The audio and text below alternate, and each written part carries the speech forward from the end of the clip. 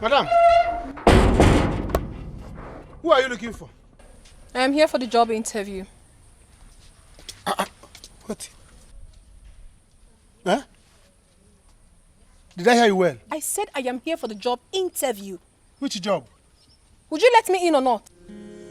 What is your problem? Hey! Is it for you or for your sister? What sort of lousy question is this? Oga, are you letting me in or not? You are threatening me in my own office.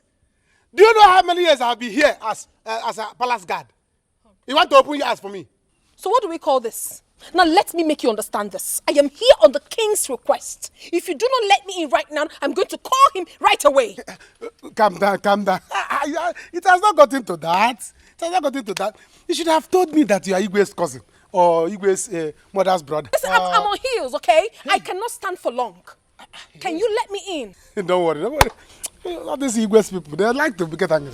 You know where you are? This is Nollywood Pictures TV.